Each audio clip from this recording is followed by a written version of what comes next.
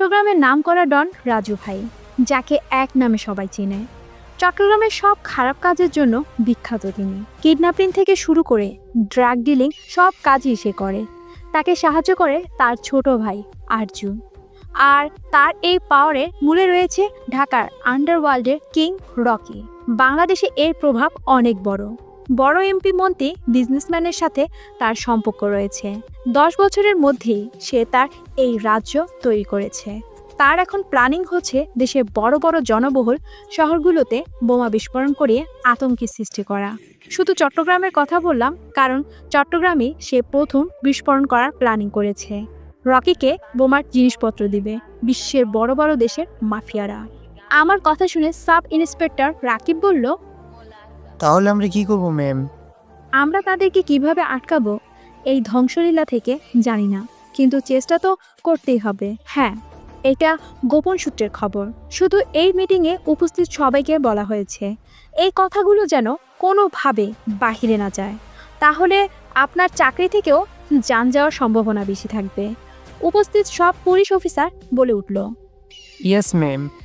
আমরা এখন থেকে অক্লান্ত চেষ্টা চালিয়ে যাব এই বিস্ফোরণ না ঘটার জন্য। ম্যাম, এইসব তথ্য কোথায় থেকে পেলেন? এটা সিক্রেট। মিটিং এখানেই শেষ।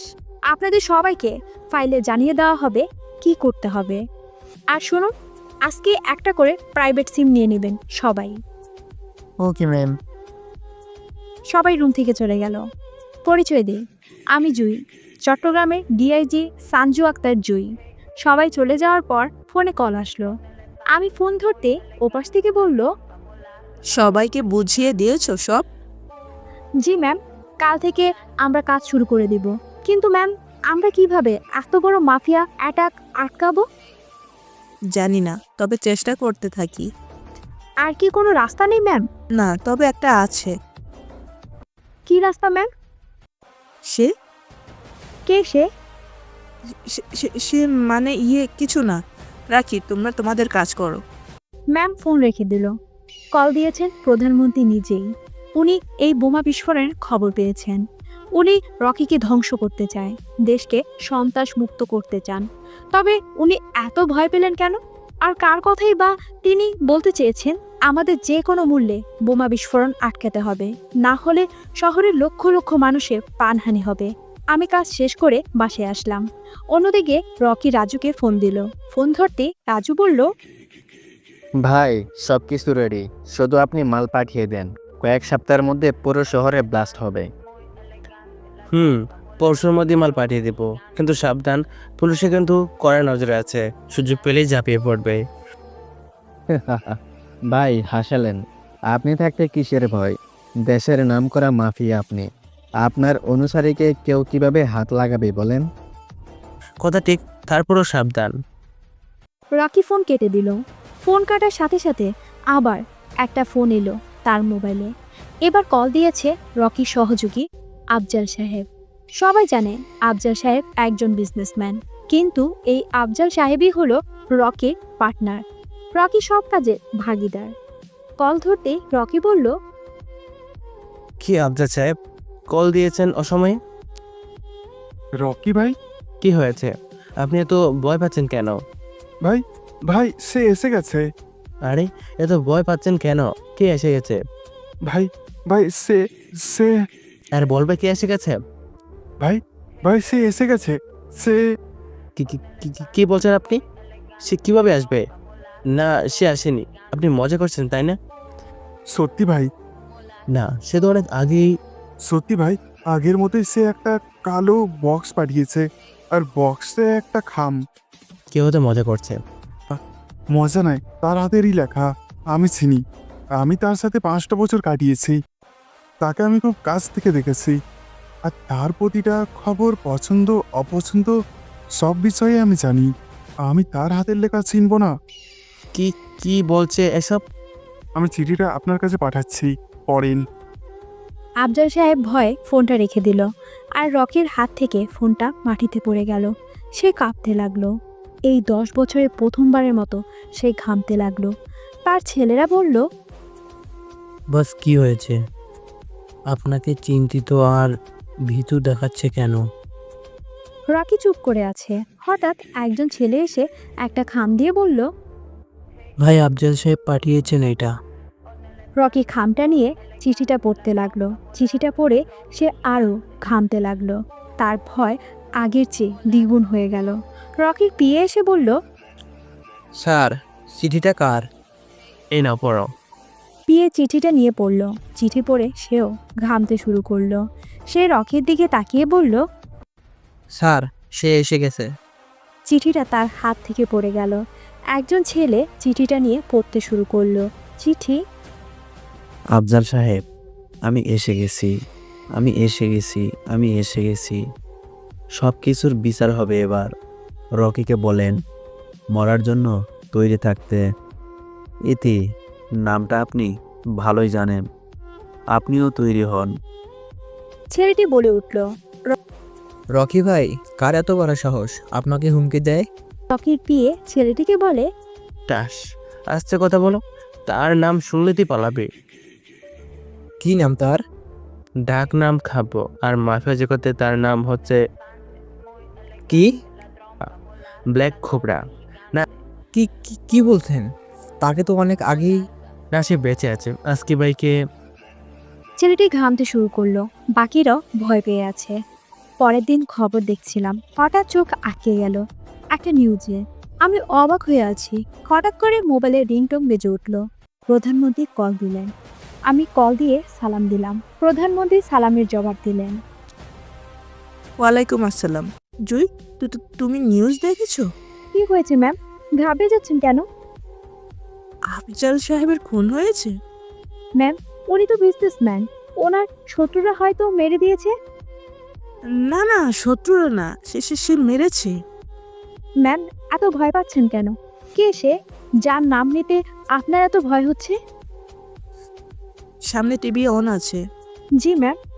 টিভিতে নিচের হেডলাইনে কি লেখা আছে দেখো। আমি টিভির দিকে তাকালাম। নিচে লেখা আছে, আফজাল সাহেবের মৃত্যু রহস্যজনকভাবে হয়েছে। খুনি একটা চিহ্ন রেখে গেছে, সাপের চিহ্ন। ম্যাম, খুনি তার এভিডেন্স রেখে গেছে। ওকে ধরতে সহজ হবে। না না না না, তুমি কেন? পুরো বিশ্বের পুলিশ চাইলেও ওকে ধরতে পারবে না। ওকে ধরা যায় না। আমাদের পুরো পুলিশ ডিপার্টমেন্ট 5 বছর ধরে তাকে খুঁজতেছে। জানো সে কে? কে সে, যাকে এত ভয় পাচ্ছেন আপনি?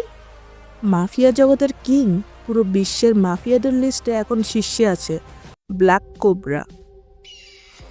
কে সে? তার নাম তো শুনিনি।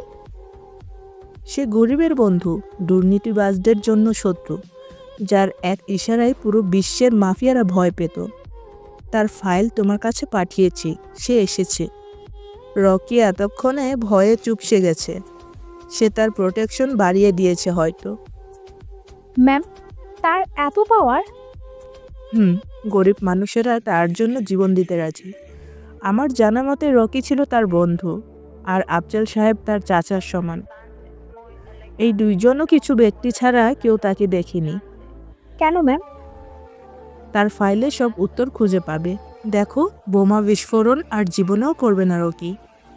তারপরও ম্যাম, আমাদের অ্যালার্ট থাকা জরুরি। তা তো ঠিক। তবে এখন লাশের বন্যা হবে। সব দুর্নীতিবাজদের এখন মৃত্যু হবে।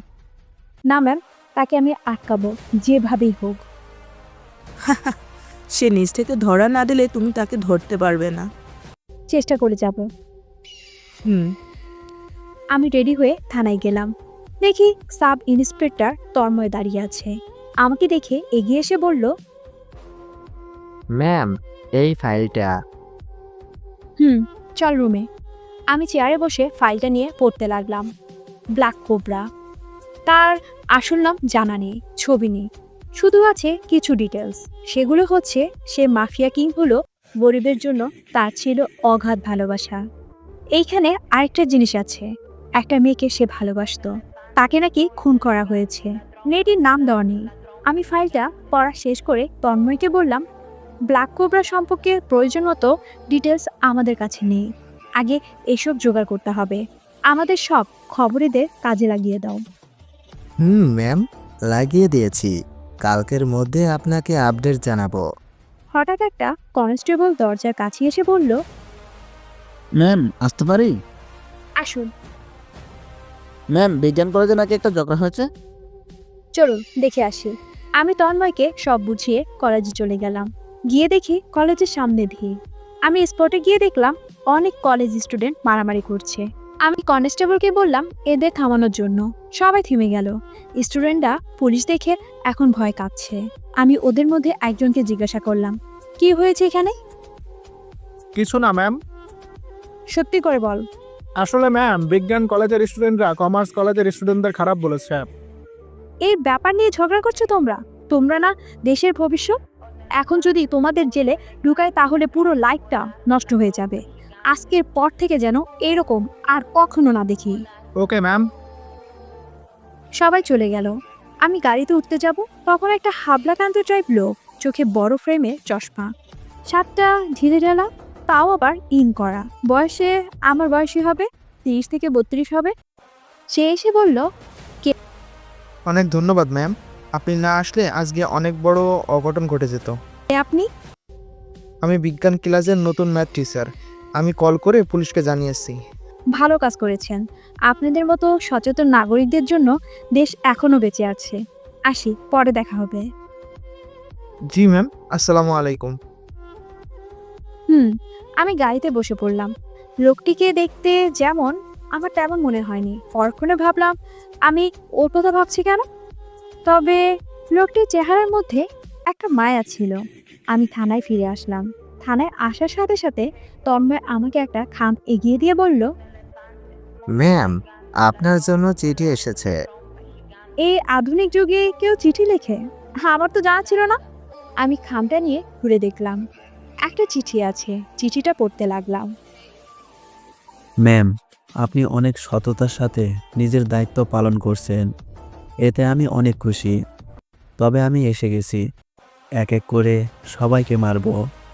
যারা এই দেশের, আমার মাতৃভূমির ক্ষতি করতে চায়, তাদের সবাইকে মেরে আমি জাহান্নামে পাঠাবো।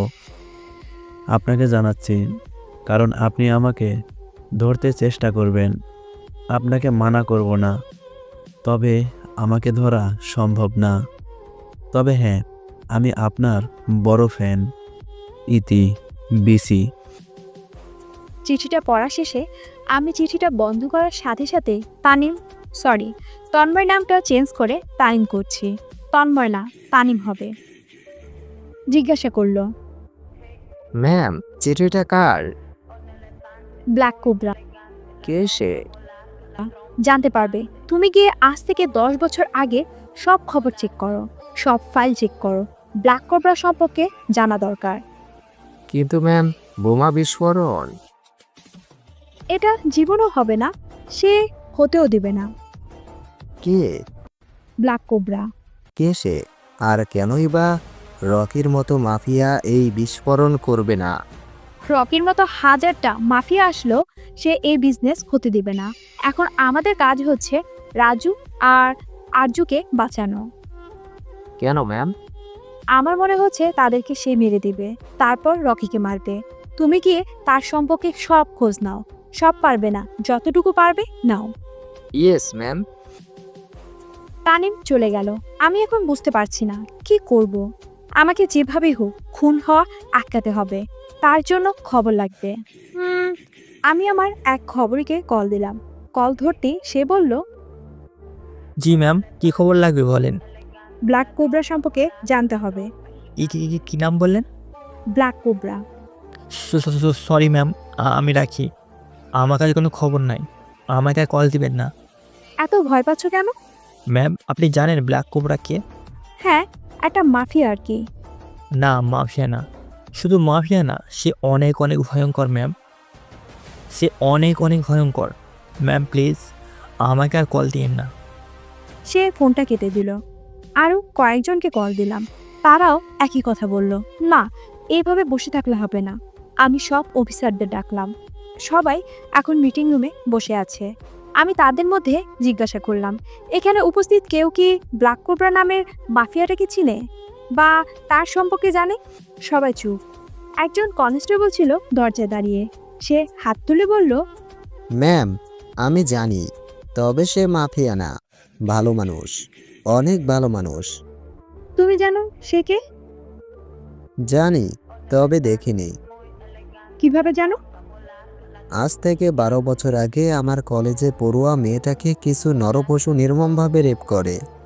কথাটা বলতে সে কান্না করে দিল। আমি জিজ্ঞাসা করলাম, তারপর বলো কি হলো? আমি পুলিশ হয়েও এর ন্যায় বিচার পাইনি। থানায় রিপোর্ট লেখাতে আসলে রিপোর্ট লিখবে না বলে জানায়। আমি পুলিশ হয়েও সেই সময় কিছু করতে পারিনি। ওই ছেলেগুলোর টাকার কাছে আমার বিচার পাওয়া কোনো দিনও সম্ভব হয়নি। আমার মেয়েটা আত্মহত্যাও করতে চেয়েছিল, কিন্তু আমার কারণে পারিনি। আমি নিঃস্ব হয়ে গেলাম। যে থানায় কাজ করতাম ওই থানার ওসি রফিক আমাকে একদিন ডেকে বলে, শোন, তোর মেয়েকে তো ওরা মেরে ফেলেনি, এটাই অনেক বেশি। কেস করে কি হবে? ছেলেগুলো তাকে কিছু টাকা দিচ্ছেন, টাকাগুলো নিয়ে মুখ বন্ধ রাখ। সেদিন আমার নিজেকে শেষ করে ফেলতে ইচ্ছে হচ্ছিল। যে ন্যায় বিচার দেওয়ার জন্য আমরা কাজ করি সেই ন্যায় বিচারই আমি পেলাম না। আমি চলে আসলাম। সিদ্ধান্ত নিলাম মেয়েকে নিয়ে রাতে বিষ খেয়ে মরে যাব। বিষও কিনে নিলাম। তবে বাসায় গিয়ে দেখলাম কেউ একজন বসে আছে। পুরো ঘর অন্ধকার, তাই লোকটাকে দেখা যাচ্ছে না। আমার মেয়েটাকে ডেকে বললাম, মা, কে এইটা? জানি না বাবা, তোমার সাথে কথা বলতে এসেছে। তাহলে লাইট জানাসনি কেন? থাক নায়েব সাহেব, আমি অন্ধকার জগতের লোক। আপনার মেয়ের সাথে যারা এসব করছে তাদের সবাইকে আমি শেষ করব। আপনার ন্যায় বিচার আমি করব। আপনি ওই বিষের বোতলটা বাইরে ছুঁড়ে মারেন। কেন জানি না ম্যাম, লোকটির কথাই আমাকে বিশ্বাস জোগালো। আমি নিজের অবাধ্য হয়ে বোতলটা ছুঁড়ে মারলাম বাইরে। আমি লোকটিকে জিজ্ঞেস করলাম, বাবা তুমি কে? আপনার সন্তান, আমার বোনের ন্যায় বিচার আমি করব। বাবা সত্যি তুমি পারবে? লোকটি অট্ট হাসিতে মেতে উঠল আর চেয়ার থেকে উঠতে উঠতে বলল, আপনাকে আমি বাবা ডাকবো। আপনার সততা আমার পছন্দ হয়েছে। যারা আপনার সাথে এমন করেছে তারা আজকের পর থেকে বেঁচে থাকবে না।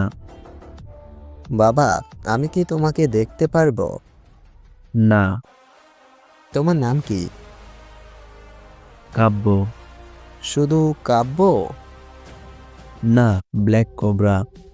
আসি আব্বাজান, আবার হয়তো একদিন হুট করে এসে সালাম করে যাব আর আমার বোনটাকে দেখে যাব। আপনি চিন্তা করবেন না, আমার বোনের ব্যবস্থা আমি করেছি। কালকে পাত্রপক্ষ এসেই বিয়ে করে নিয়ে যাবে। তার কথার মাঝে আমি সততা খুঁজে পেয়েছি নিরহ মানুষের প্রতি ভালোবাসা। আপনি বলেন সেই মানুষটা কিভাবে সন্ত্রাসী হতে পারে? তারপর ওই লোকগুলোর কি হলো?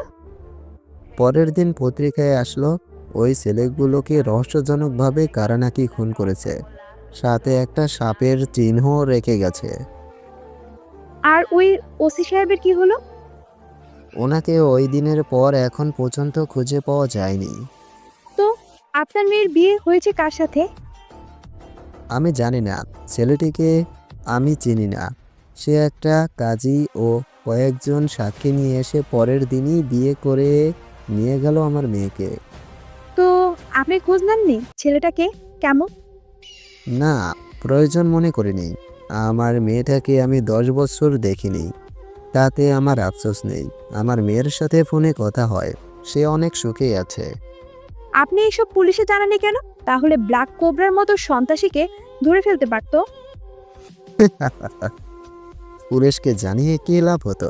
আর যে আমার মেয়েকে নতুন জীবন দিয়েছে তাকে কিভাবে আমি ধরিয়ে দিব? আজকে আমার রিটায়ারমেন্টের ডেট। আমার ডিউটি কিছুক্ষণ পর শেষ হবে। শুনুন ম্যাম, ব্ল্যাক কোবরাকে তার কাজ করতে দিন। সে এই দেশ থেকে সব দুর্নীতি সরিয়ে দিবে। কিভাবে খুন করে? কিছু পেতে হলে কিছু দিতে হয়। দুর্নীতি কমানোর জন্য দুর্নীতিবাজদের মরতে জরুরি। আপনি পুলিশ হয়ে এসব বলছেন? হ্যাঁ বলছি। আমি নিজেকে গর্বিত মনে করি, কারণ সে আমাকে নিজের বাবার মর্যাদা দিয়েছে। পুলিশটির কথা শুনে বাকি পুলিশরা হাততালি দেওয়া শুরু করলো। আমারও হাততালি দিতে ইচ্ছে হলো। পরক্ষণে নিজেকে সামলে নিয়ে বললাম, সাইলেন্স। আমাদের যে কোনো মূল্যে ব্ল্যাক কোবরাকে ধরতে হবে। একজন এসআই বলল, কিভাবে ম্যাম? কালকে থেকে সবাই রাজু ও তার ভাই আরজুর উপর নজর রাখবে। তাদের প্রতিটি মুহূর্তের খবর আমাকে দিবে, আর দেখবে তাদের আশেপাশে কেউ তাদের ফলো করছে কিনা। সন্দেহ হলে তুলে নিয়ে আসবে থানায়। আর হ্যাঁ, এই বিষয়ে তারা দুজন যেন জানতে না পারে, তাহলে তারা ভয়ে লুকিয়ে যাবে আর ব্ল্যাক কোবরার কাজ সহজ হয়ে যাবে। Yes ma'am. এখন সবাই যার যার কাজে যান। তানিম এসে আমাকে ব্ল্যাক কোবরা সম্পর্কে বলল। যাক, আমাকে ওর সম্পর্কে জানা দরকার। তার আগে তার অতীত সম্পর্কে, কে সে, আর এই মেয়েটাকে যাকে সে ভালোবাসতো। না, আমাকে এই কনস্টেবলের সাথে কথা বলতে হবে। আমি ওই কনস্টেবলকে ডাকলাম, ওনাকে জিজ্ঞাসা করলাম, চাচা আপনি তো জানেন ব্ল্যাক কোবরা সম্পর্কে, তাহলে বলুন। সরি ম্যাম, আমি আমার সন্তানকে বিপদে ফেলতে চাই না। প্লিজ চাচা, আমি বেশি কিছু জানি না। যা জানেন তাই বলেন। আমি খবর নিয়েছি, তবে যা জানি তা শিওর না। আচ্ছা বলেন। ব্ল্যাক কোবরার আসল নাম নাকি কাব্য, পুরো নাম জানি না। সে একটা এতিমখানায় বড় হয়। এক বড় মাফিয়ার সাহায্যে সে এই পথে আসে।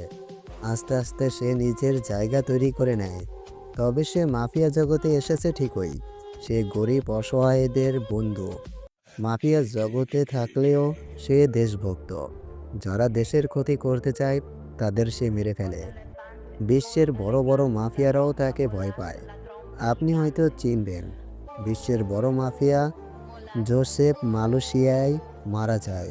ব্ল্যাক কোবরাই তাকে মেরেছিল। তারপর থেকে সে আরও বড় মাফিয়া হয়ে যায়। তবে 10 বছর আগে রকি আফজাল চৌধুরীর ধোঁকার কারণে ব্ল্যাক কোবরা মারা যায়। ওই দিন খুব কেঁদেছিলাম ম্যাম।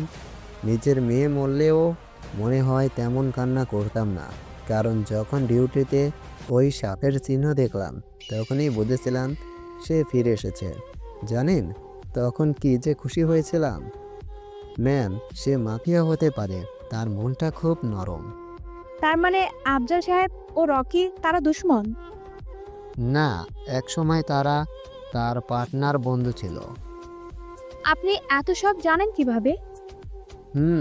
ব্ল্যাক কোবরার মৃত্যুর পর একটা চিঠি পেয়েছিলাম, ওইটাতে এসব লেখা ছিল। এই চিঠিটা কে দিয়েছিল? তার ঠিকানা কোথায়? কে দিয়েছিল জানি না, তবে তার ঠিকানা ছিল। আপনি খবর নিন। না, খবর নেওয়ার প্রয়োজন বোধ মনে করিনি। চাচা, আমি কি এই চিঠিটা দেখতে পারি? না, আমি দেব না, মরে গেলেও না। প্লিজ চাচা, ব্ল্যাক কোবরাকে ধরা আমাদের খুব জরুরি। এই জন্যই দেব না। ওর কোনো ক্ষতি আমরা করব না।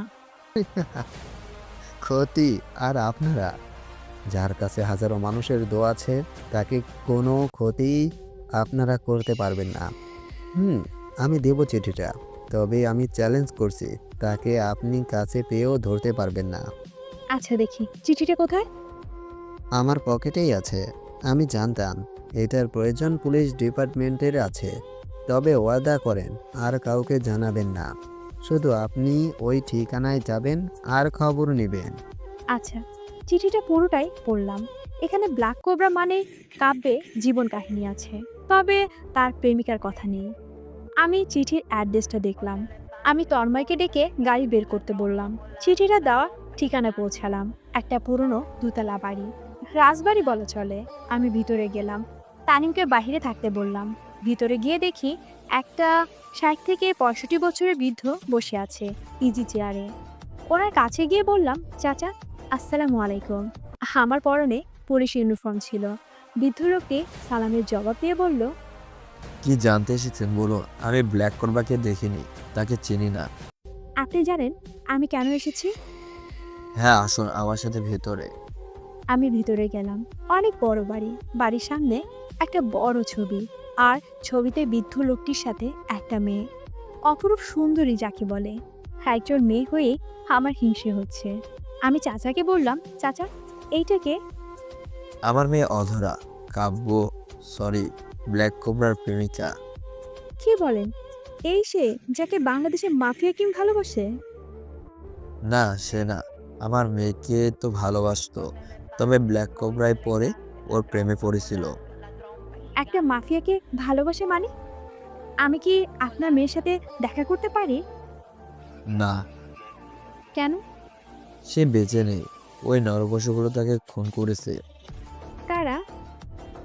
রকি আর তার সঙ্গী ওই আফজাল। কি বললেন? হ্যাঁ, তার ব্ল্যাক কোবরাকেও মেরে দিয়েছে। তবে কালকে খবরে দেখলাম সে বেঁচে আছে। একজনকে তো সে উপরে পাঠিয়েছে, বাকি জনকে উপরে পাঠাবে। আপনি কি ব্ল্যাক কোবরাকে দেখেছেন? না, আমার মেয়ে দেখেছে তাকে। আমি বেশি কিছু জানি না। আমার মেয়ে একদিন এসে বলেছিল। বাবা, আমি একজনের প্রেমে পড়েছি। সে একজন মাফিয়া। আমি প্রথমে কথাটা শুনে রেগে গিয়েছিলাম। পরে ব্ল্যাক কোবরা সম্পর্কে জানার পর তার জন্য আমার সম্মান বেড়ে গেল। কি জানলেন? চাচা একটা ডায়েরি এগিয়ে দিয়ে বলল, এটা পড়িও, তাহলে জানতে পারবে। আমি সব উত্তর দিয়ে দিয়েছি। এখন আমি ঘুমাবো। আর শোনে, আপনি হাজার চেষ্টা করলেও তাকে ধরতে পারবেন না। এখন আসতে পারেন। আমি বাসা থেকে ডায়েরিটা নিয়ে বেরিয়ে আসলাম। তখনই প্রধানমন্ত্রী ম্যাডাম কল দিলেন। উনি বললেন, জুই, তুমি কোথায় এখন? আমি এভিডেন্স জোগাড় করেছি ব্ল্যাক কোবরা সম্পর্কে।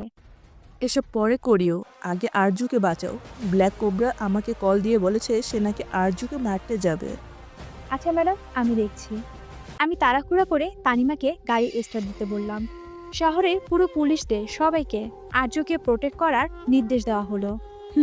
এখন মাফিয়াকে বাঁচানো দরকার নেই, তবে ব্ল্যাক কোবরাকে বাঁচানো জরুরি। আর্যকে প্রোটেকশন দেওয়া হয়েছে। তার বাসার চারিদিকে গার্ড। আর্য নিজেই ভয় পেয়ে আছে। রাজু আসেনি ওর কাছে। ওকে খুঁজে পাওয়া যাচ্ছে না। রাত 12টা বাজে। পুলিশদের সাথে কথা বলছি যাতে কড়া নজর রাখা হয়। তখনই একটা অপরিচিত নাম্বার থেকে কল আসলো। আমি কলটা ধরতে ওপাশ থেকে বলল, জুই ম্যাম, আপনি আরজুকে বাঁচাতে গিয়ে রাজুর কথা ভুলে গেছেন।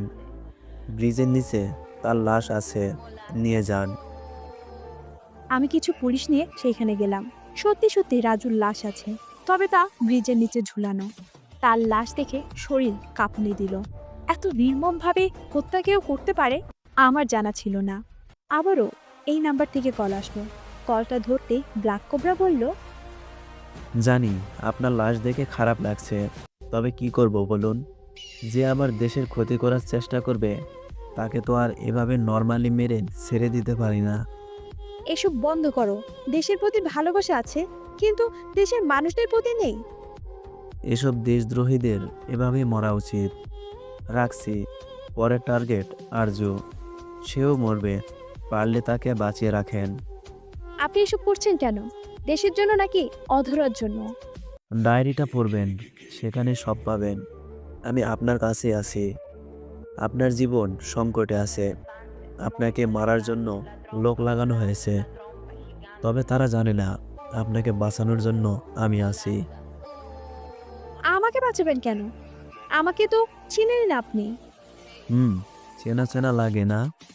আপনি সততার সাথে কাজ করেন, আর সৎ লোকদের বাঁচানোর জন্য আমি আছি। আর ব্ল্যাক কোবরা গ্যাংয়ের একটাই নীতি, কি? The corrupt fear us, the honest join us. মাফিয়াদের নীতি বলতে কিছু আছে নাকি? বাকিদের না থাকলেও আমার আছে। রকিকে কবে মারবেন? তাকে আরও কিছুদিন বাঁচার সুযোগ দিলাম। আপনি কি মানুষ না? নিজেকে মানুষের বন্ধু বলেন, আর তাদেরকে খুন করেন। না, আমি দুর্নীতিবাজদের মারি, অসৎ লোকদের মারি, সৎ লোকদের না। আপনি কে হন মানুষ মারার? কে দিয়েছে এই অধিকার? দেশ দিয়েছে, দেশের মানুষ দিয়েছে। জীবনও না। এইসব লোকদের শাস্তি দেওয়ার জন্য আইন আছে। কিসের আইন? আপনাদের আইন কি পেরেছে ওই পুলিশ চাচাকে, তার মেয়েকে তার সুবিচার দিতে? পেরেছে কি হাজার মানুষের কষ্ট দূর করতে? পারেনি, পারবেও না। রাখছি ম্যাম, আবার কথা হবে। শুনুন। কল কেটে দিল সে।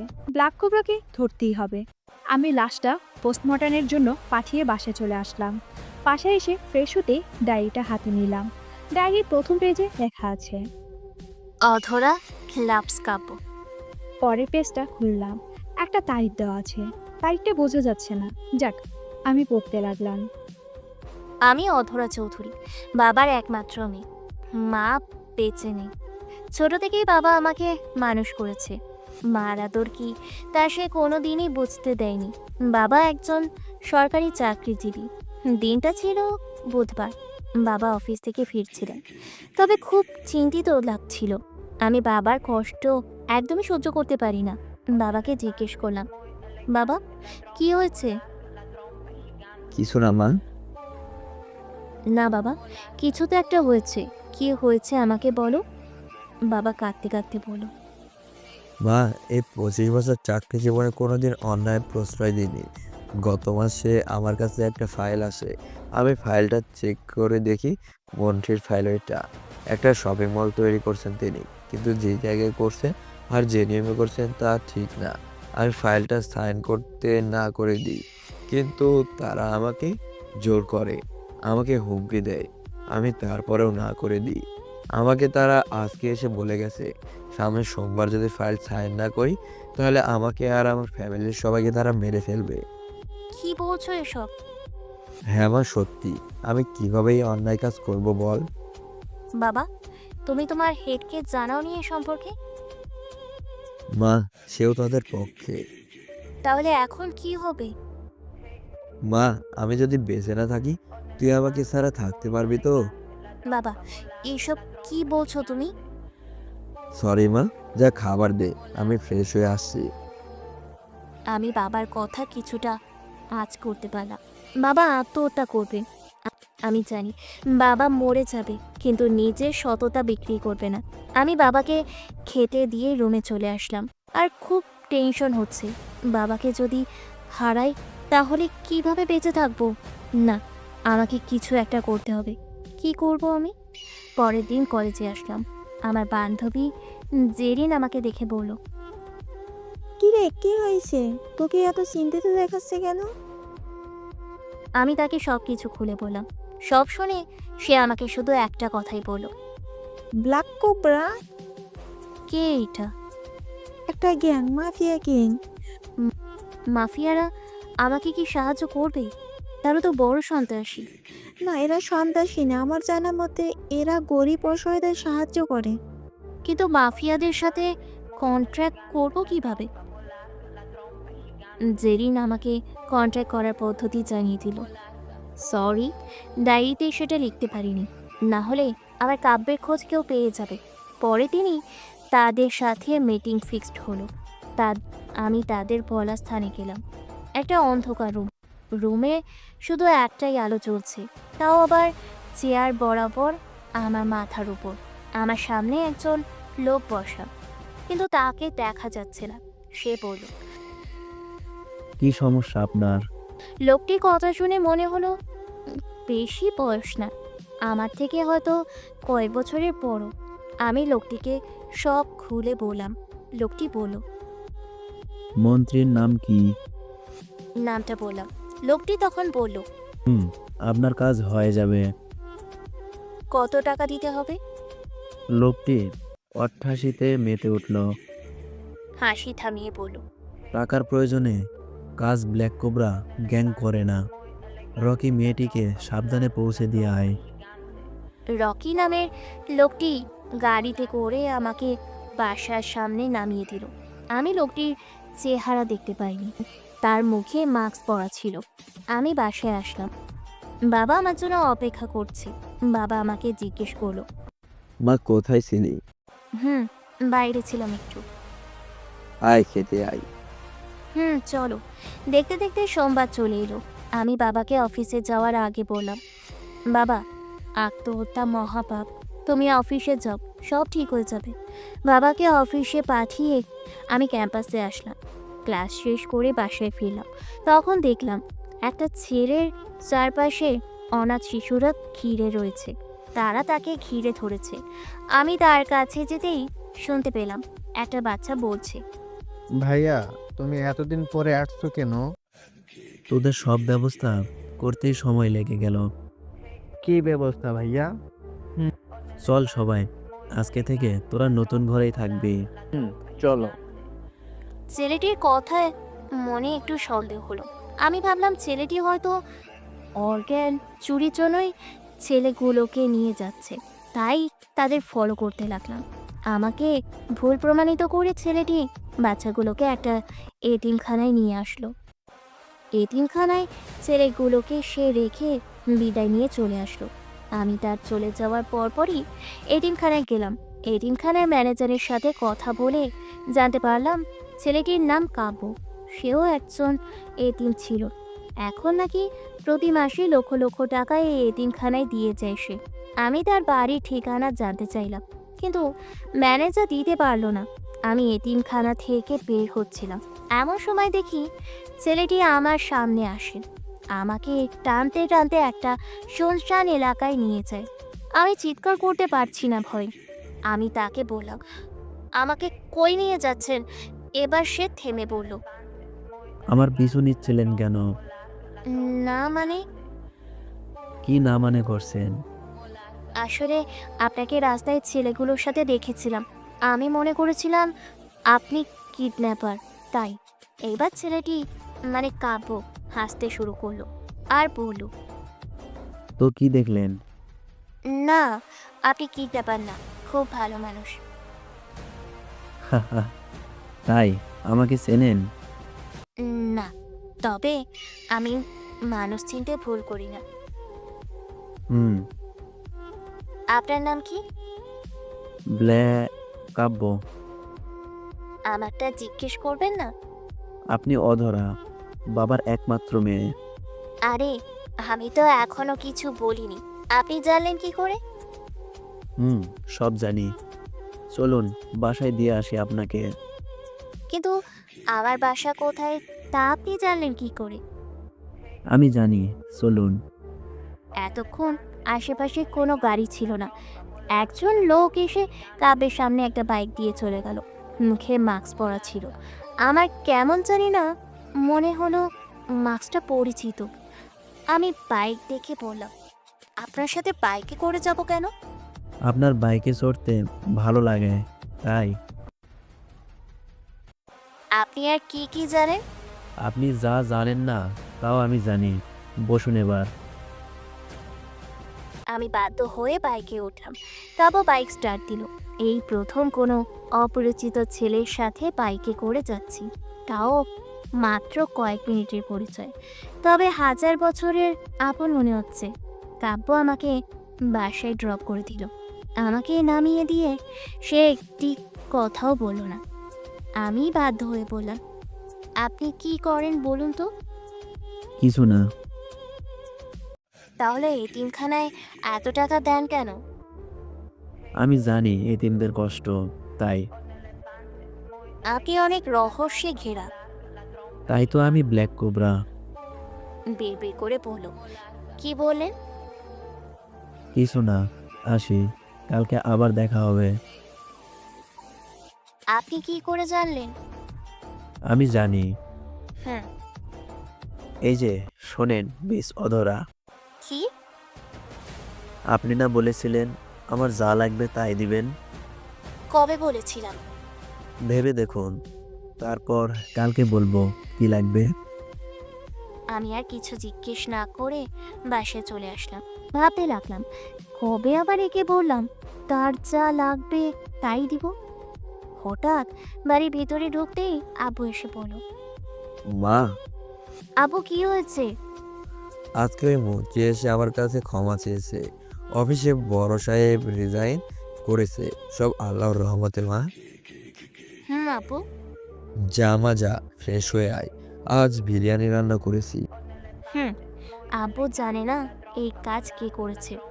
যাক, না জানাই ভালো। এই লোকটিকে ধন্যবাদ জানানো দরকার। মাফিয়া হলেও ভালো। যাক, আমি ফ্রেশ হতে ওয়াশরুমে গেলাম। আজকে সারাদিনের কথাগুলো ভাবছিলাম। তখনই মনে হলো ওই মাস্ক পরা লোকটির কথা। ওই মাস্কটা তো সেই লোকটি, মানে রকির মুখেও দেখেছি, যে ব্ল্যাক কোবরা গ্যাংয়ের লোক। তার মানে কাব্য কি ব্ল্যাক কোবরা গ্যাংয়ের সাথে জড়িত? না, আমাকে জানতেই হবে কে এই কাব্য। আমি সারা রাত আর ঘুমোতে পারিনি।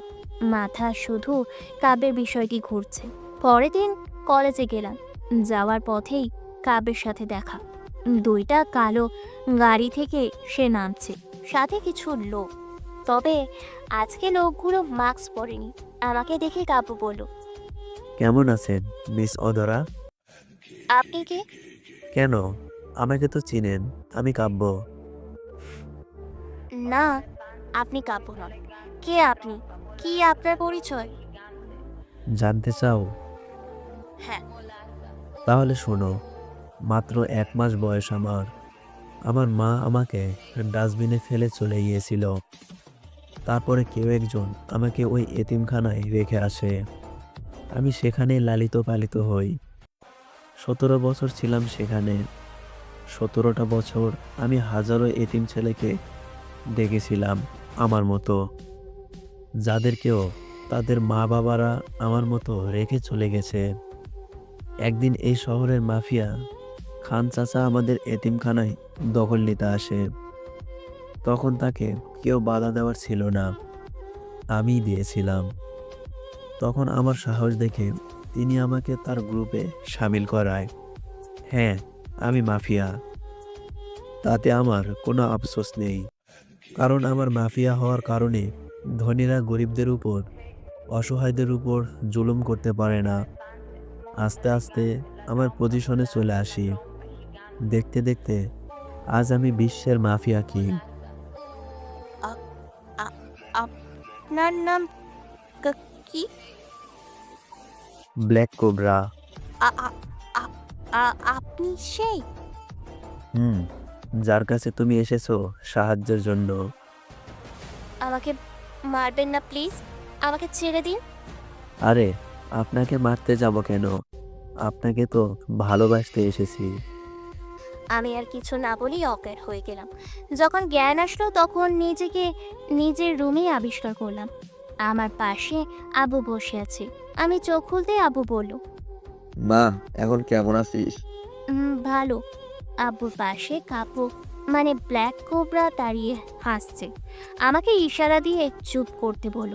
তারপর আব্বু আবার জিজ্ঞেস করলো, কিরে মা, কিভাবে এসব হয়েছে? প্রচণ্ড রোদ ছিল তো, তাই মাথা ঘুরায় পড়ে গেছি। ভাগ্য ভালো, এই ছেলেটা তোকে বাঁচিয়েছে। কি কি কি? হ্যাঁ, নিজে ভয় লাগায় আবার নিজেই বাঁচায়। যাক, কাব্য আমাকে বলল, এখন কেমন আছেন?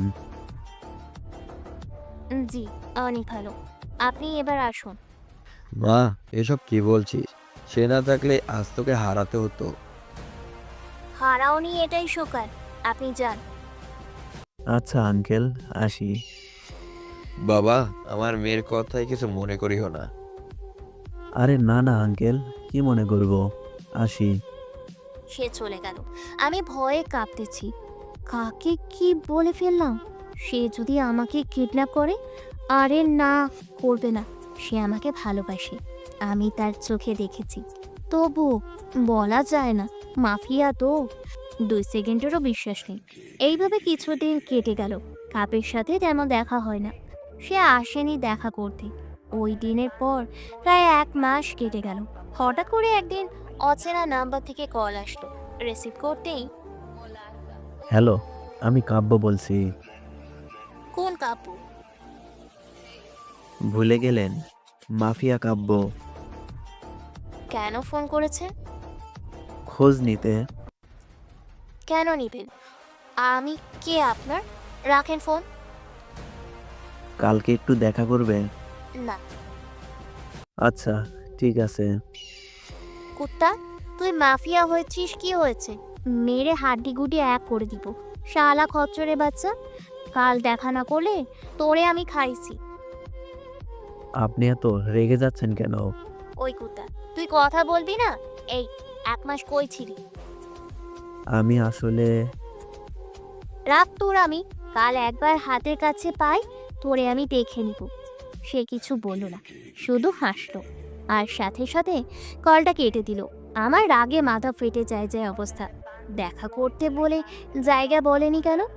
না, হঠাৎ করে মোবাইলে মেসেজ টোনটা বেজে উঠল। কাব্যের নাম্বার থেকে মেসেজ এসেছে। সে আমাকে পার্কে দেখা করতে বলেছে। আমি খুশিতে লুঙ্গি ডান্স দিতেছি। আসলে এই 1 মাসে আমিও কাব্যকে ভালোবেসে ফেলেছি অনেকটা। পরের দিন 4টায় পার্কে গেলাম। পুরো পার্কটাই খালি, কোনো মানুষ নেই। দূরে দেখছি কিছু কোট পরা মানুষ ফুচকা, বাদাম আরও অনেক কিছু নিয়ে দাঁড়িয়ে আছে। আমি দেখে হাঁ হয়ে আছি। স্যুট পরে কেউ কিভাবে বাদাম বিক্রি করে! হায় রে, ডিজিটাল যুগ! আমি পার্কের ভিতরে গেলাম। আজ আমি নীল শাড়ি পরে এসেছি। দূরে দেখি কাব্য নীল পাঞ্জাবি পরেছে, হাতে সিগারেট। এই জিনিসটা আমার ভালো লাগে না। কেউ সিগারেট খেলে আমার সহ্য হয় না, কিন্তু কাব্যের হাতে বেশ মানিয়েছে। হাতে সিগারেট, এই জিনিসটা আমার ভালো লাগে না। কেউ সিগারেট খেলে আমার সহ্য হয় না, কিন্তু কাব্যের হাতে বেশ মানিয়েছে। আমি তার কাছে গেলাম। সে হাতের সিগারেটটা এখনো ফেলে দেয়নি। আমি রাগ করে বললাম, সিগারেট খান কেন? এইটা আমার আজীবনের সঙ্গী। আমাকে ডেকেছেন কেন? এমনিতেই। কথাটা শুনেই মেজাজটা খারাপ হয়ে গেল। কোনো মতে নিজেকে কন্ট্রোল করে বললাম, আচ্ছা আমি আসি। এই বলে চলে আসছিলাম, তখনই কাব্য আমার হাত ধরে বলল, কই যাচ্ছেন? যেখানে ইচ্ছে। এত রাগ আমার উপর? এবার আর নিজেকে কন্ট্রোল করতে না পেরে দিলাম একটা থাপ্পড়। তারপর বললাম, সারা কুত্তা লুইচা, এই 1 মাস কোথায় ছিলি? একটিবারও খোঁজ নিতে মন চায়নি না তোর?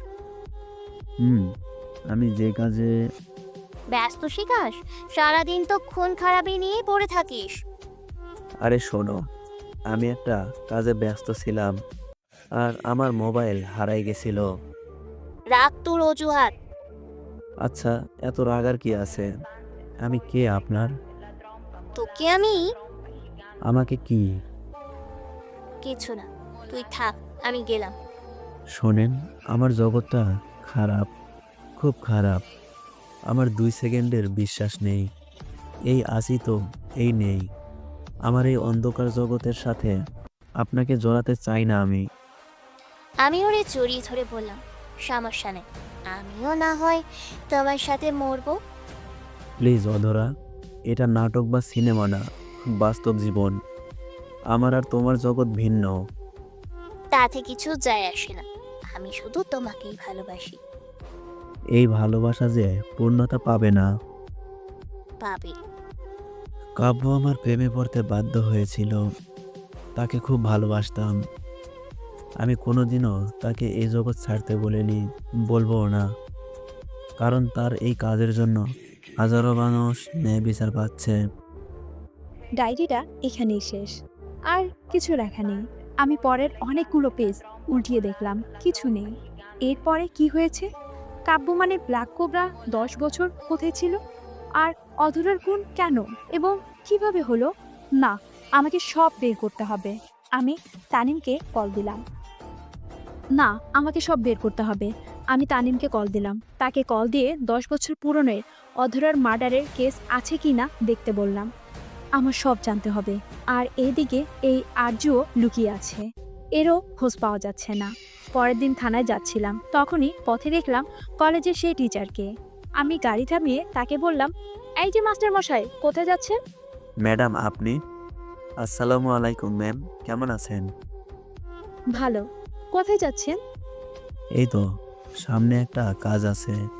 আসুন, আমি নামিয়ে দিচ্ছি। আরে না ম্যাডাম, আমি চলে যেতে পারবো। আরে আসুন। জি। আপনার নাম যেন কি? জি কাব্য। ভালো। আমি জুই। আমরা হয়তো একই বয়সী। তো কেমন চলছে দিনকাল? ভালো। আচ্ছা, একটু ওয়েট করেন, আমার খবরই কল দিয়েছে। আমি কল ধরে বললাম, কি হয়েছে? কিছু কি জানতে পেরেছিস? হ্যাঁ ম্যাম, আরজু তার বাংলোতে লুকিয়ে আছে। কি? কুত্তার বাচ্চাটা বাংলোতে লুকিয়ে আছে? আচ্ছা, তুই সেখানে দাঁড়া, আমি পুলিশ ফোর্স নিয়ে আসছি। কি হয়েছে ম্যাম? রাজুর ভাই আরজুকে পাওয়া গেছে, তাকে ধরতে যাব। আপনাকে এখানে নামিয়ে দিলে কোনো প্রবলেম হবে না তো? আরে না ম্যাম, আমি আসি। শুনেন কাব্য সাহেব, এইটা আমার কার্ড, প্রয়োজন হলে কল দিয়েন। আচ্ছা। কাব্যকে নামিয়ে দিয়ে আমি থানায় আসলাম। সবাইকে সব প্ল্যান বুঝিয়ে দিয়ে আমরা বাংলোর উদ্দেশ্যে বের হলাম। কিন্তু বাংলোতে পৌঁছে আমরা সবাই অবাক হয়ে গেলাম। পুরো বাংলোতেই রক্তের ছড়াছড়ি, অনেকগুলো লাশ, তার মধ্যে আর্যরও লাশ আছে, বাকিগুলো তার বডিগার্ড আর গুন্ডাদের। আর্যর পাশের লাশে একটা চিঠি আছে। আমি চিঠিটা নিয়ে পড়লাম। প্রিয় ডিআইজি ম্যাম, আরজুয়ের সময় শেষ, তাই ওকেও উপরে পাঠিয়ে দিলাম। ইতি, ব্ল্যাক কোবরা। এই ব্ল্যাক কোবরাকে ধরা প্রয়োজন। না, এভাবে ওকে খুন করতে দেওয়া যাবে না। যেভাবেই হোক আমাকে আটকাতে হবে।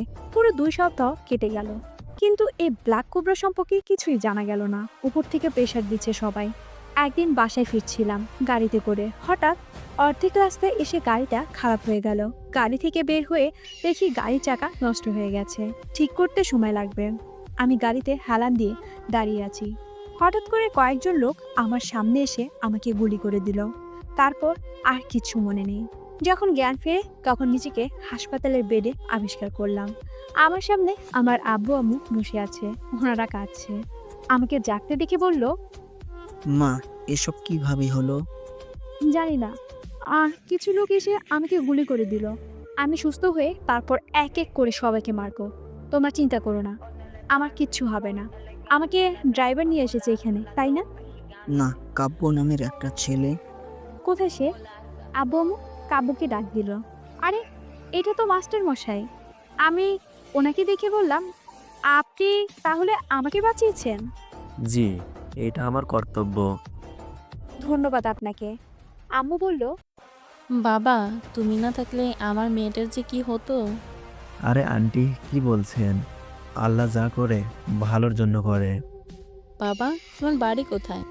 জি, আমি গ্রাম থেকে এসেছি। এখানে পড়ালেখা করে একটা কলেজে শিক্ষকতা করি। ভালো। আচ্ছা, আমি এখন আসি আন্টি। আচ্ছা। আর ম্যাম, আপনি সাবধানে থাকবেন। ধন্যবাদ কাব্য সাহেব। ধন্যবাদ বলার কিছুই নেই, আমি আসি। কাব্য চলে গেল। ছেলেটি অনেক ভালো। আমার ওরে দেখলে কেমন জানি একটা ফিল হয়। আর তার এই হাবাগোবা টাইপের চেহারাটা খুব ভালো লাগে। যাক, ডাক্তার বলেছে আমার ঠিক হতে প্রায় 2 সপ্তাহ লাগবে। কিন্তু এতদিন যদি আমি হাসপাতালে থাকি তাহলে ব্ল্যাক কোবরা তার কাজে সফল হবে। আমাকে বাকি খুন হওয়া থেকে আটকাতে হবে। আমি তানিমকে ডেকে সব কাজ বুঝিয়ে দিলাম। খবর পেয়েছি রকিও নাকি চট্টগ্রামে চলে এসেছে। সে নাকি বোমা বিস্ফোরণ করাবে। তাকে সাহায্য করছে মাফিয়া সুইং। সুইং নাকি মালয়েশিয়ার মাফিয়া। সে হচ্ছে তারই ভাই, যাকে ব্ল্যাক কোবরা মেরেছে কয়েক বছর আগে। দুশ্মন এখন বন্ধু। তবে আমার মনে হয় না তারা তাদের কাজে সফল হবে। এভাবে কয়েকটা দিন কেটে গেল। এই কয়েকদিনে কাব্য প্রতিদিন আমাকে দেখতে এসেছে। ছেলেটার প্রতি আমার একটা মায়া জন্মে গেছে। আমি কি তাহলে তার প্রেমে পড়ে গেছি? দেখ, কি যে ভাবছি আমি। সে যদি বিবাহিত হয় তাহলে? না, তার কাছে থেকে জানা দরকার। এসব ভাবছি তখনই মোবাইলে আননোন নাম্বার থেকে কল আসলো। আমি ফোনটা ধরতে ওপাশ থেকে ভেসে আসলো। ম্যাম, ভালো আছেন? আপনি এভাবে খুন করে যাচ্ছেন কেন? আইন আছে, আইন তাদের বিচার করবে। আইন বিচার করবে? হ্যাঁ। আমি আইন মানি না। টিভিটা অন করেন। আমি টিভি অন করে অবাক হলাম।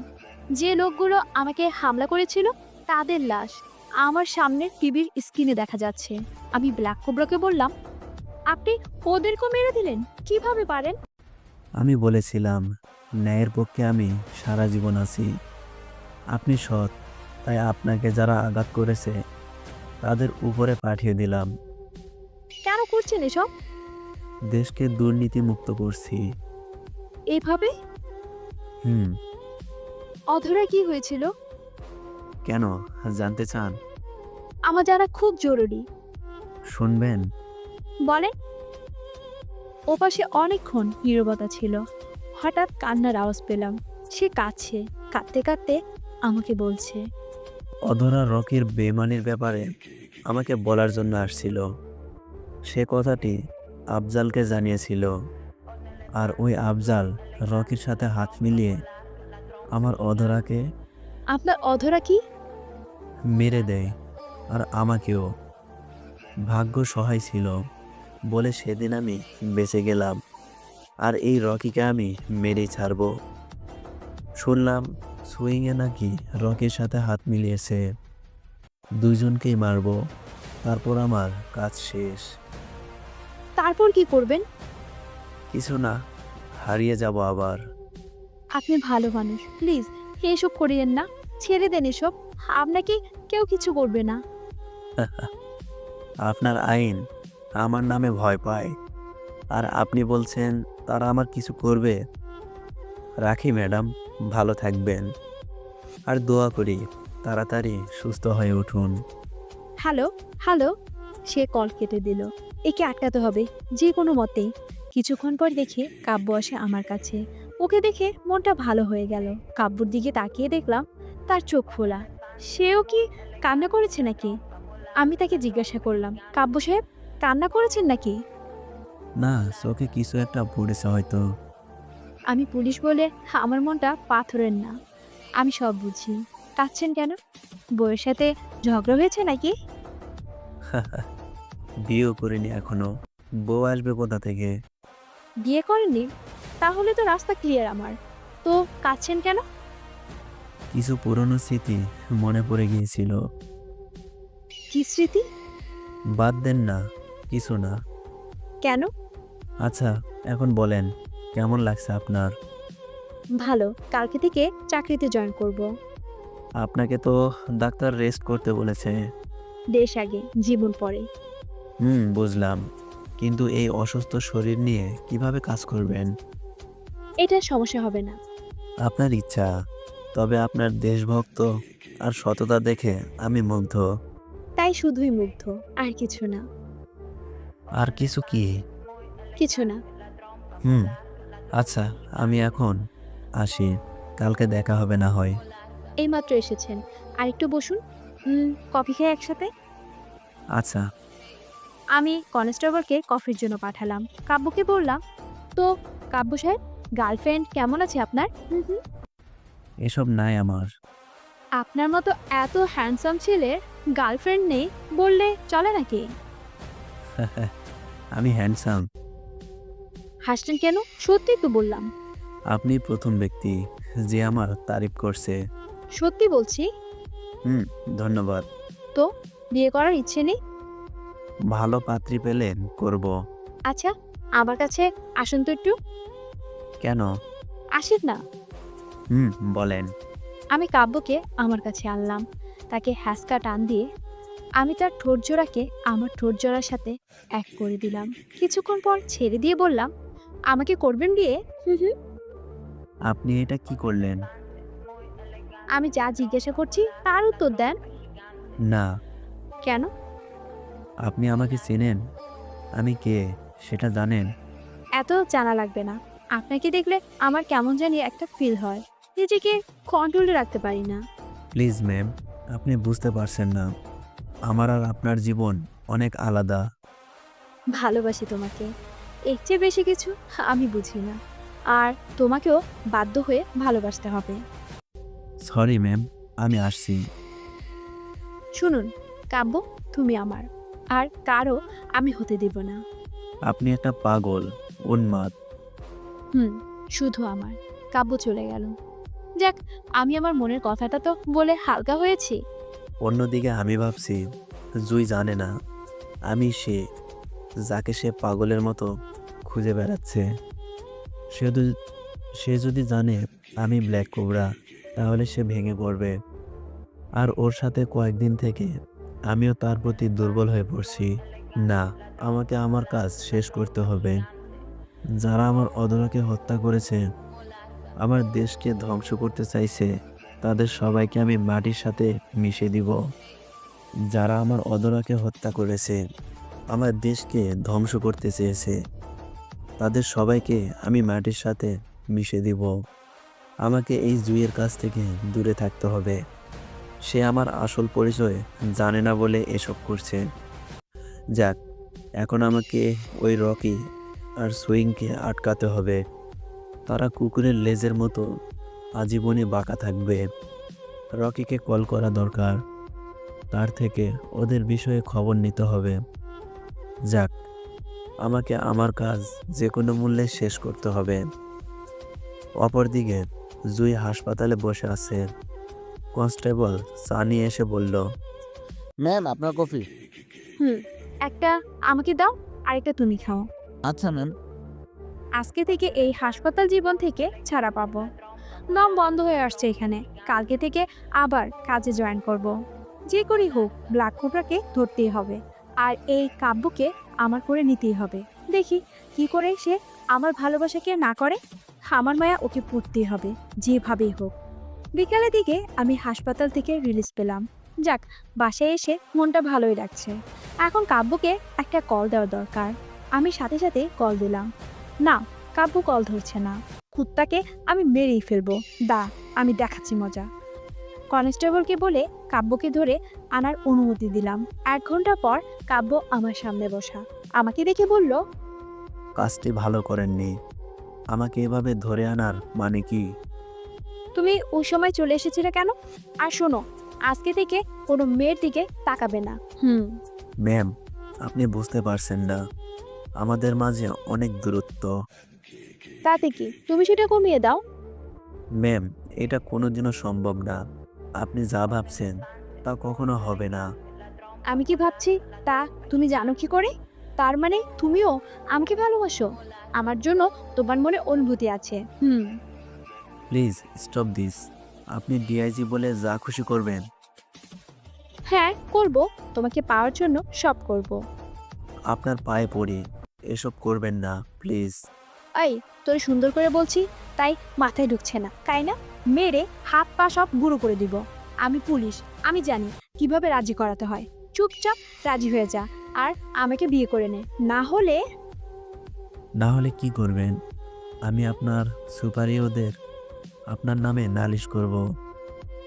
করলে করবে, আগে বিয়ে করে নাও, তারপর যত ইচ্ছা করিও। প্লিজ কাব্য, আমি সত্যি তোমাকে অনেক ভালোবাসি। প্লিজ, আমি তোমাকে ছাড়া থাকতে পারবো না। সত্যি অনেক ভালোবাসি। ম্যাম, বোঝার চেষ্টা করুন, এটা কোনোদিনও সম্ভব না। তুমি চাইলে সব সম্ভব। শুনে রাখো, আমি সত্যি তোমাকে অনেক ভালোবাসি। যাও, বাসায় যাও। আজকের পর আমি আর ডিস্টার্ব করব না। সে চলে গেল। কেন? কোনো কথাই বললো না। মনটা খারাপ হয়ে গেল। আসলে কি আমার জন্য তার মনে কোনো ফিলিংস নেই? আমি কি তাকে ছাড়া থাকতে পারবো? এই কয়েকদিনে যতটুকু উপলব্ধি করেছি, তাকে ছাড়া আমার থাকা অসম্ভব। না, সে যেহেতু আমাকে ভালোবাসে না, তাহলে তো আমি আর জোর করতে পারি না। আর এইদিকে আমার অবস্থা পুরাই খারাপ। মেয়েটা আমাকে তার মায়ায় ফেলেই ছাড়বে না, এসব ভাবার সময় আমার নেই। আমাকে আমার কাজে মনোযোগ দিতে হবে। আমি বাসায় গিয়ে খাবার খেয়ে ঘুমিয়ে পড়লাম। হঠাৎ আমার ঘুম ভেঙে যায়। আমি খুব খারাপ একটা স্বপ্ন দেখেছি। আমি জুইকে হারিয়ে ফেলছি, ঠিক অধরার মতো। না, আমি জুইয়ের ক্ষতি হোক তা চাই না। তাকে ছাড়া আমিও যে বাঁচতে পারবো না। এই কয়েকদিনে আমিও যে তাকে ভালোবেসে ফেলেছি। কিন্তু আমার পরিচয় যদি সে জানেন, তাহলে সে জানবেন, তাকে কোনোদিনও জানতে দিব না। আমি ঘড়িতে তাকিয়ে দেখি রাত 1টা বাজে। আমি মোবাইলটা হাতে নিয়ে জুইয়ের বাসার সামনে চলে এলাম। ওকে আমার মনের কথাটা জানানো দরকার।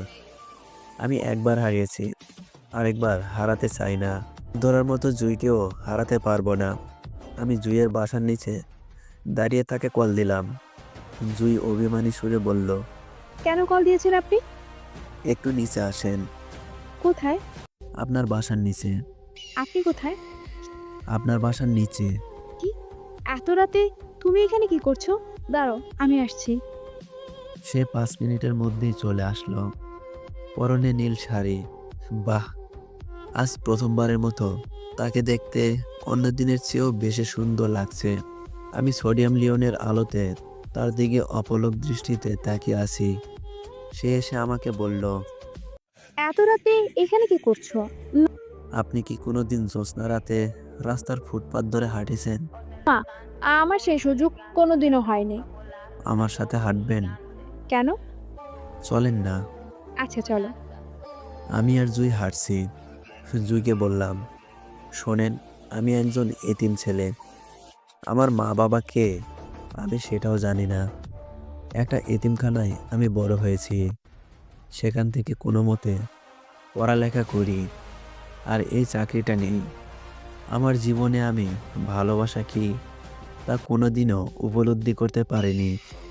তবে আজ যখন স্বপ্নে আপনাকে হারাতে দেখলাম, তখন বুঝলাম ভালোবাসা কি। জানেন, আমি একা, আমি কিছুই জানি না। তবে হ্যাঁ, আজ একটা কথা জানলাম, বুঝলাম যে আপনাকে ছাড়া আমি থাকতে পারবো না। কথাটি বলার সাথে সাথে সে হাঁটা বন্ধ করে দিল, আমার দিকে অশ্রুসিক্ত চোখে তাকালো। আমি ওকে বললাম, জয়ী, আপনি কি পারবেন আজীবন আমার হাতে হাত রেখে চলতে? জুই কিছু না বলে আমাকে জড়িয়ে ধরে কেঁদে দিল। আমি ওকে বললাম, কাঁদছেন কেন? এইটা সুখের কান্না। আজকে আমি আমার ভালোবাসাকে পেয়েছি। কাব্য, কাব্য, তোমাকে আমি কোনো দিন ছেড়ে যাব না। হুম, আপনি না, তুমি করে বলবে প্লিজ। আচ্ছা, এবার কান্না থামাও। কালকে তুমি আমার বাসায় বিয়ের প্রস্তাব নিয়ে আসবে। আমরা দ্রুত বিয়ে করব। এত তাড়া কিসের? আগে আপনি আপনার কাজ করুন। আপনি না ব্ল্যাক কোবরাকে ধরবেন, বোমা বিস্ফোরণ থেকে শহরকে বাঁচাবেন।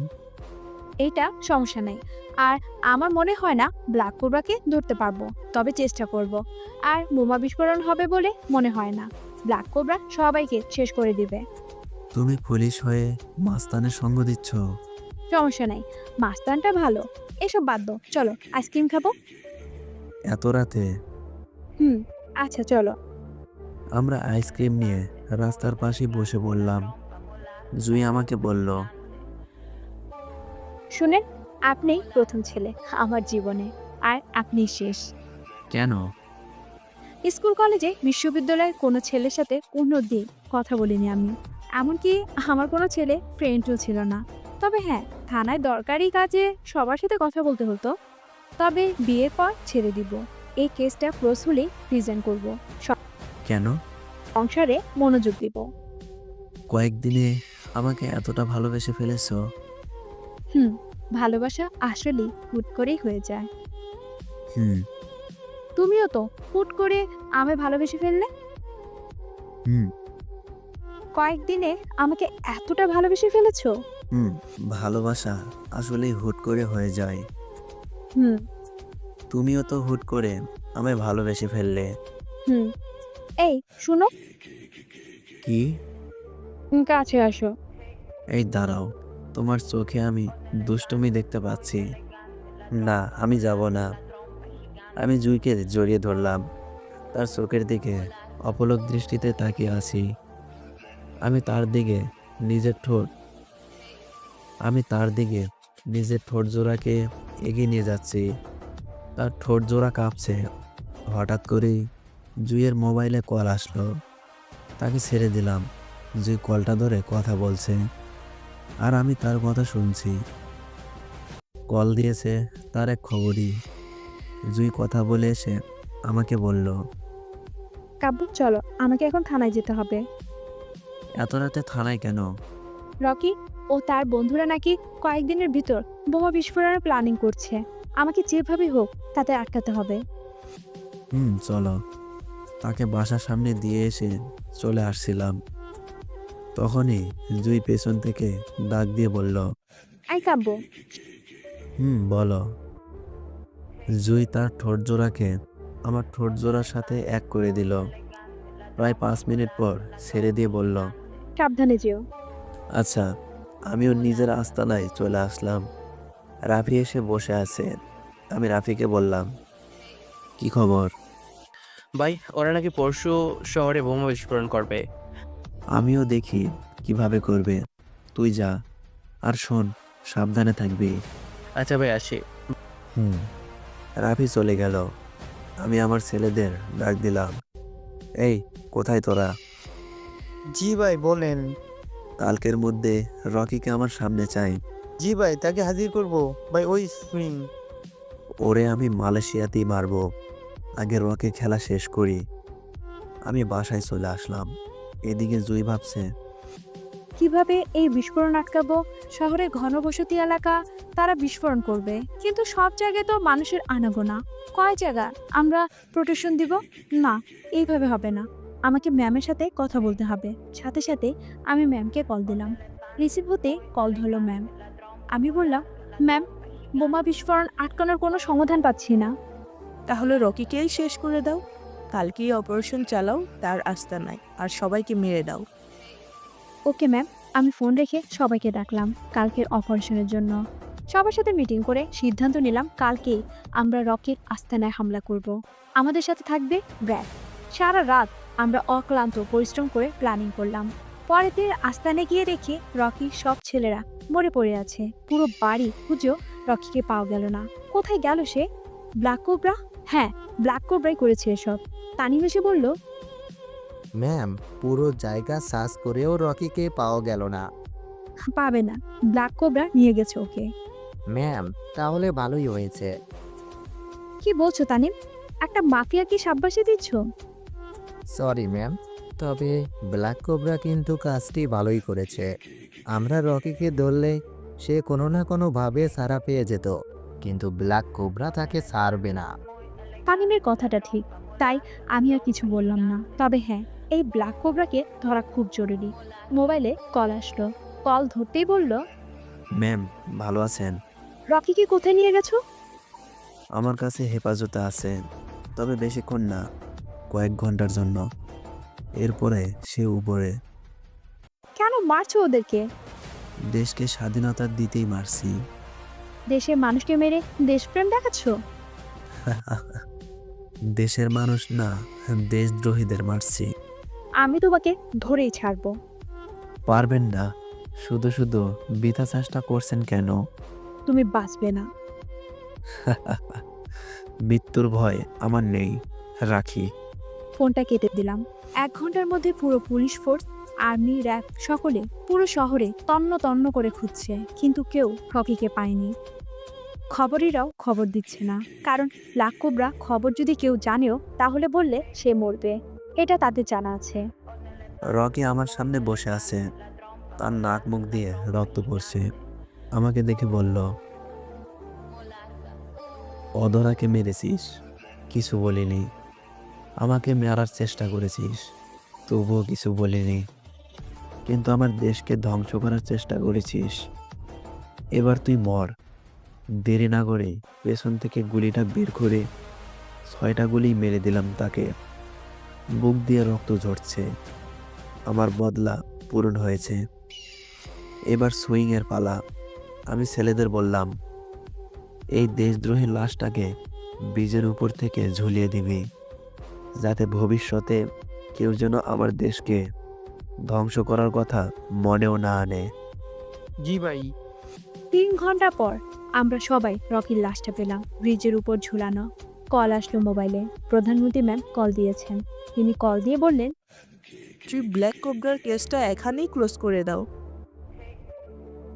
যা বলছি তাই করো। কিছুক্ষণ আগে ব্ল্যাক কোবরা কল দিয়ে বলেছে তার বদলা শেষ, তাকে যেন আর ডিস্টার্ব করা না হয়। ম্যাম, একজন মাফিয়ার ভয়ে এভাবে করলে চলবে না। জুই, তুমি হাজারো চেষ্টা করলেও ব্ল্যাক কোবরাকে ধরতে পারবে না। পারবো ম্যাম। তাহলে শোনো, কেসটা ক্লোজ করে দাও আর সিক্রেট মিশন করো। মিশন ব্ল্যাক কোবরা কিভাবে, কোথায়, কেমনে ব্ল্যাক কোবরাকে ধরবে, এটাই তোমার বিষয়। তোমাকে সব কিছু পারমিশন দিলাম, তবে হ্যাঁ, সাবধান। আর শোনো, ব্ল্যাক কোবরাকে হয় জীবিত না হয় মৃত ধরবে। Yes ma'am. এবার ব্ল্যাক কোবরাকে ধরবই।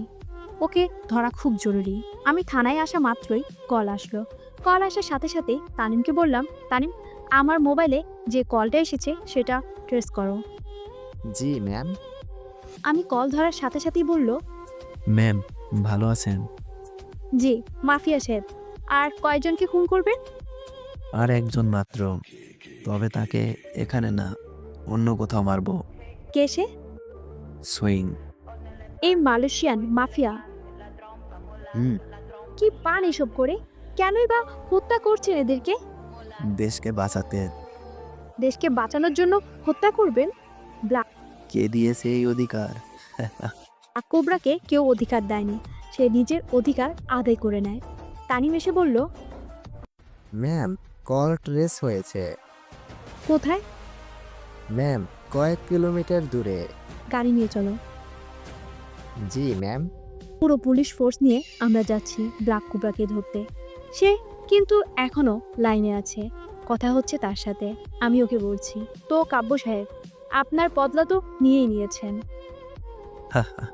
আমার বদলা নিলে রকিকে এত সহজে মারতাম না, তিলে তিলে কষ্ট দিয়ে মারতাম। এতটাই নিঃশংস আপনি? না, তবে দেশের কথা আসলে আমাকে হতে হয়। খালি দেশ দেশ করবেন না, আপনার যেমন অধিকার আছে বাকিদেরও আছে, হোক সে খুনি অথবা মাফিয়া। তাই বুঝি? ভালো থাকবেন। কলটা কেটে দিল আর আমরাও চলে এসেছি লোকেশনে। একটা বাজারের মধ্যে পুলিশ ফোর্স আর র্যাফ মিলে পুরো বাজার ঘিরে ফেললো। তানিমকে বললাম, তানিম লোকেশন কোথায়? ম্যাম, এই বাজারের সামনের দিকে। চলো। সামনের দিকে গেলাম, বাজারে এক কোনায় গিয়ে তানিমকে বললাম, এই নাম্বারে কল দাও। তানিম কল করলো, সামনে এক লোক কলটা ধরলো। তাকে পিছন থেকে গিয়ে আমার বন্দুকটা তার পিঠে ধরে বললাম, আপনার খেলা শেষ ব্ল্যাক কোবরা, সরি কাব্য সাহেব। লোকটা পিছনে ফিরতে আমি আর বাকিরা সবাই বনে গেলাম। একটা 60 থেকে 65 বছরের বুড়ো লোক আমাকে গান হাতে দেখে ভয়ে কাঁপা শুরু করলো। আমি ওনাকে বললাম, আপনাকে এই মোবাইল কে দিয়েছে? কেউ না, আমি মাটিতে পেয়েছি। ওহ শিট, তানিম, সে আবারও আমাদের ধোকা দিয়েছে। কিন্তু ম্যাম, সে তো আর এই বাজারের থেকে উধাও হয়ে যায়নি। তাকে ধরতে পারবো। কি পাগলের মতো কথা বলছো? তাকে কিভাবে ধরবো? তাকে কি তুমি দেখেছো নাকি? না ম্যাম, সরি, আমার মাথায় ছিল না। ড্যামিট, একটা সুযোগ হাতছাড়া হয়ে গেল। ম্যাম, এখন কি করব? ফিরে চলো সবাই। জি ম্যাম। আমি গাড়ির দিকে যাচ্ছিলাম, তখনই পিছন থেকে ডাক আসলো। এই যে জুই ম্যাডাম, কেমন আছেন? পিছন ফিরে দেখি কাব্য। ওকে দেখে মন খারাপ দূর হয়ে গেল। মুখটা এতটা মায়াবী যে আমি তানিমকে বললাম, তোমরা সবাই থানায় যাও, আমি একটু পর আসতেছি। জি ম্যাম। আমি কাব্যর কাছে গিয়ে বললাম, তুমি এখানে কেন? বাজার করতে এসেছি, একা থাকি, একা রান্না করতে হয়। কবে যে তুমি আসবে আমার বউ হয়ে? ধৈর্য ধরো, কেসটা শেষ হলেই আসবো। আপনাকে কিন্তু অনেক মিস করছিলাম। মিস না ছাই, এতই যদি মিস করতে তাহলে ফোন দাওনি কেন? আপনি তো বিজি ছিলেন। হুম এখানে কেন এসেছো? এই ব্ল্যাক কোবরাকে ধরতে। কি সে এখানে? আরে ভয় পাচ্ছ কেন? সে অযথা কাউকে মারে না। টিভিতে দেখলাম রকি মাস্তানকেও খুন করেছে সে। আরে ওইসব খুনিদের মারে সে, নিরীহদের না। আর ভয় পাওয়ার কি আছে, আমি আছি না। তাই? বাজার করা শেষ তোমার? হ্যাঁ। তাহলে চলো তোমাকে বাসায় নামিয়ে আসি। হুম, আমি কাব্যকে তার বাসার সামনে নামিয়ে দিলাম। কাব্য বলল, চলো ভেতরে, এক কাপ চা খাবে? না, অন্য কোনো দিন। আর হ্যাঁ, চা খাই না, আমি কফি খাই। তাহলে আসো। এখন না, এখন আমাকে থানায় যেতে হবে, অন্য একদিন। আচ্ছা, এই শোনো, বেশি চাপ নিও না আবার। আর এত রাত করে কাজ করার কি দরকার? রেস্ট নাও। আগে এই ব্ল্যাক কোবরাকে ধরি, তারপর। ওকে ধরা কি এত সহজ? মানে? না, বলছিলাম সে অনেক বড় মাফিয়া, এত সহজেই কি তাকে ধরতে পারবেন? চেষ্টা তো করতেই পারি। হুম। এই শোনো। কি? কিছু না। আরে বল কি? সামনে শুক্রবারে আমি আসবো তোমার বাসায়। সমস্যা নাই, এটা এখন তোমার বাসা, আমার হবু বউ বলে কথা। আচ্ছা আসি। আচ্ছা। সাবধানে থেকো আর আমাকে কল দিও। আচ্ছা। আমি থানায় আসলাম, মাথাটা কাজ করছে না। এইভাবে কয়েকটা দিন কেটে গেল। রাত দিন খুঁজেও ব্ল্যাক কোবরাকে ধরার কোনো ক্লুই পেলাম না। হঠাৎ তানিম এসে বলল, ম্যাম, একটা ভিডিও ফুটেজ পেয়েছি। এতে এমন কি আছে? একজন লোককে প্রায় সময় আরজু রাজু রকির বাড়ির সামনে ঘুরতে দেখা গেছে। দেখি কে সে। তানিম ফুটেজ দেখলো। ফুটেজ দেখে আমার পায়ের তলার মাটি সরে গেল। এইটা যে কাব্য, আমার কাব্য। তার মানে কি সেই ব্ল্যাক কোবরা? না, এটা হতে পারে না। আমি তানিমকে বললাম, কি বলছো এসব? জানো সে কে? জি ম্যাম, আপনার পরিচিত, কাব্য নাম তার। ম্যাম, প্রথমে আমিও দেখে অবাক হয়েছি। এখন কি করব ম্যাম?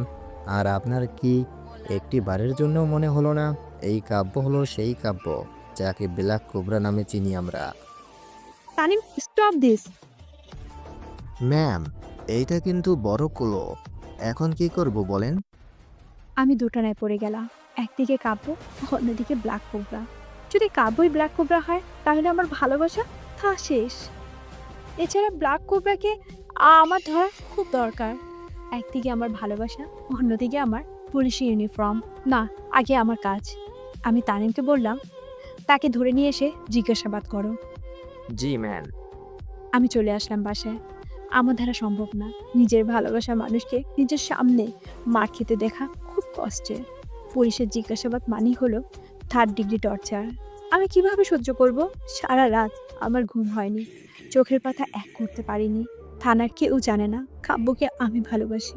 তারা জানে এই সেই যে আমাকে বাঁচিয়েছে। পরের দিন থানায় গেলাম আমি। কাব্যকে জেলের ভিতরে রাখা হয়েছে। সে অজ্ঞান অবস্থায় পড়ে আছে। ওকে দেখে ইচ্ছে হচ্ছে নিজের কলিজাটাকে ছিঁড়ে ফেলি। এতটা কষ্ট হচ্ছে আমার, চোখ দিয়ে 2 ফোঁটা অশ্রু গড়িয়ে পড়ল।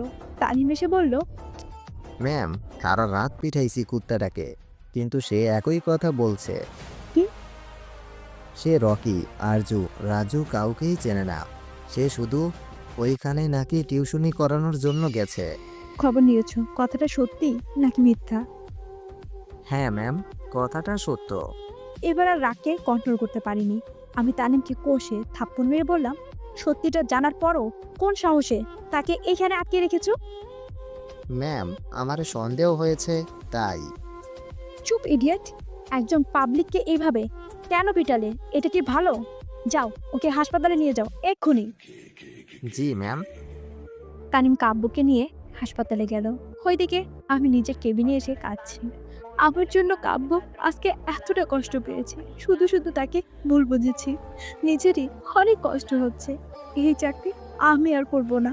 যেই চাকরির জন্য নিজের ভালোবাসার মানুষ অযথা কষ্ট পায়, সেই চাকরি আমি আর করব না। কয়েকদিনের মধ্যেই আমি রিজাইন করব। তারপর কাব্যকে বিয়ে করে আর আমি সংসার করব। এইসব চাকরি আমার চাই না, আমার কাব্যকে চাই। এইসব চাকরি আমি আর চাই না, আমার কাব্যকে চাই। আমি চাকরি করব না। এসব ভাবতে ভাবতে আমি থানা থেকে হাসপাতালে গেলাম। হাসপাতালে এসে কাব্যকে দেখে নিজেকে শেষ করে দিতে ইচ্ছে করছে। কেন আমি ওকে ধরে আনতে বলেছিলাম? আমি ভিতরে গেলাম। কাব্য আমাকে দেখে বলল, আরে তুমি কাঁদছো কেন? আমি ওকে জড়িয়ে ধরে কেঁদে কেঁদে বললাম, আমার জন্য তোমার এত কষ্ট সহ্য করতে হচ্ছে, তাই না? আমাকে মাফ করে দাও প্লিজ। আরে পাগলি, আমার কিছুই হয়নি। আরে এটা তোমার দায়িত্ব। তোমার চাকরিটাই এমন। আমার কোনো কষ্ট হচ্ছে না।